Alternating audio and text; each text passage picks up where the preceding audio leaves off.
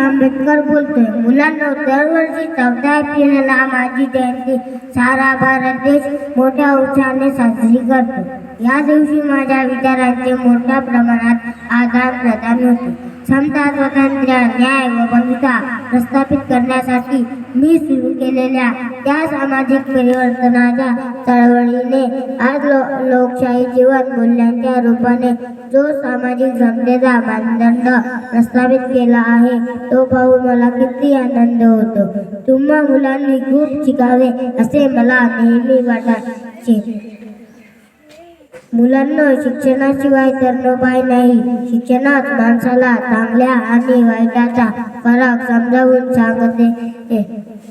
माझ्या लहानपणी सगळ्यांना शिकण्याचा अधिकार नव्हता. त्या काळी आम्हाला संघर्ष करावा लागला. घरात सोयी नसल्याने पालिकेच्या पद्धतीखाली रात्रभर अभ्यास करावा लागायचा. मी शिकून अनेक पदव्या मिळवल्या, पण त्यासाठी 18 तास अभ्यास केला.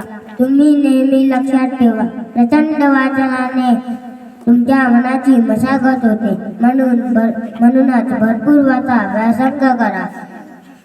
केवळ जयंती, पुण्यतिथी आमच्या नावाचा जागर करू नका. यापेक्षा मला अभिप्रेत असलेल्या समाजातील वाईटाला नष्ट करून शिक्षित व समतानिष्ठ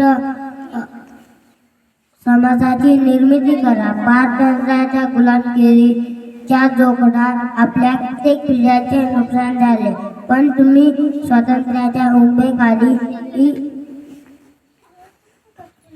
अखंड व प्रगत भारताचे स्वप्न साकार करा. तुमच्याशी बोलताना आज माझे मन उचंबळून आले. या देशाचे भविष्य म्हणून मी तुम्हाला कर्तव्याचे वहन करावे. तुमचाच डॉक्टर भीमराव रामजी आंबेडकर.